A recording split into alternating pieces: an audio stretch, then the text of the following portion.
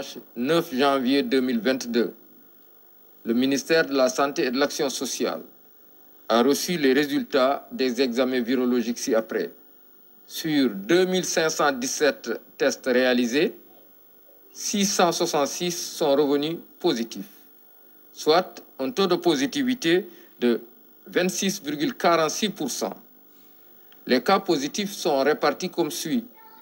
Nous avons eu 32 cas contacts suivis par nos services, 3 cas importés enregistrés au niveau de l'aéroport international Blaise Diagne de Diass et 631 cas issus de la transmission communautaire, dont 449 notifiés dans la région de Dakar et répartis entre les départements de Dakar, Rufisque, Pikine, Guédiawaye et Keur Massar. Dans les autres régions du pays, 182 cas ont été notifiés et sont répartis entre les régions de Kaolack, Saint-Louis, Thiès, Kédougou, Fatick, Kolda, Diourbel, Ziguinchor et Sédhiou. Dans le bilan du jour, toujours, il est à noter que 197 patients suivis dans les domiciles ou hospitalisés ont été contrôlés négatifs et déclarés guéris.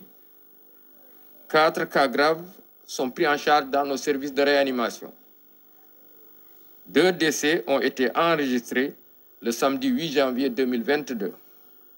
L'état de santé des autres patients suivis ou hospitalisés est jugé stable. À ce jour, 79 290 cas ont été déclarés positifs, dont 73 882 guéris, 1898 décédés et donc 3509 patients encore sous traitement. Le ministère de la Santé et de l'Action sociale présente ses condoléances aux familles éplorées et souhaite un prompt rétablissement aux patients encore retenus dans nos services et à ceux qui sont également suivis dans les domiciles. Le ministère de la Santé et de l'Action sociale tey bésu dibéer juróom-ñeenti fan ci weeru janvier bi ñu nekk, ministère de la Santé et de l'Action sociale jot na résultat examen virologique yi may waaj a lim ci ñaari junni ak juróomi téeméer ak fukk ak juróom-ñaari test yi ñu def juróom-benn téeméer ak juróom-benn fukk ak juróom-benn ñoo ci positif. ci positif yooyu am nañ ci fanweer ak ñaari cas contact, ñooñu mooy ñu jot ci mbas mi fekk dañoo jaxasoo woon ak ñu yore doomu jàngoro ji.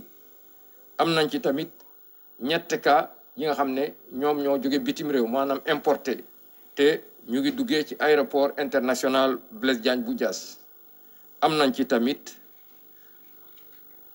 juróom-benn téeméer ak fanweer ak benn ñi nga xam ne ñoom la ñu tuddee communautaire, ñooñu mooy ñu jot ci mbas mi fekk xamuñu fi ñu ko jëlee wala ki leen ko wàll.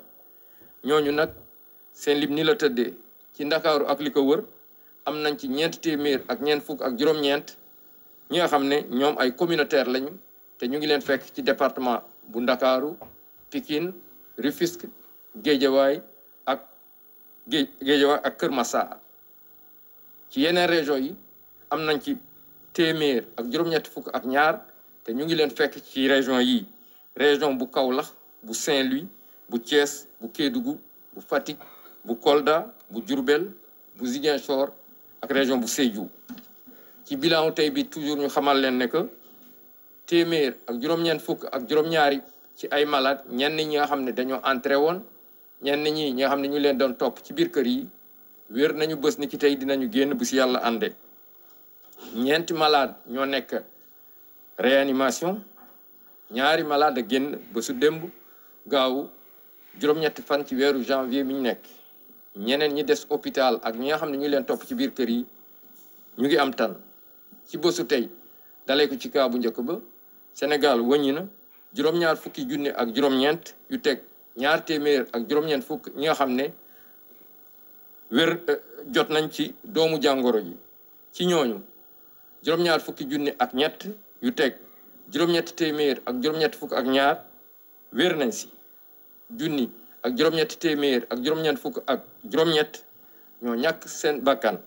mu des ci lalu hôpital yi ak malade yi nga xam ne ñu leen topp ci biir kër yi 3 junni ak juróomi téeméer ak juróom-ñeenti malade.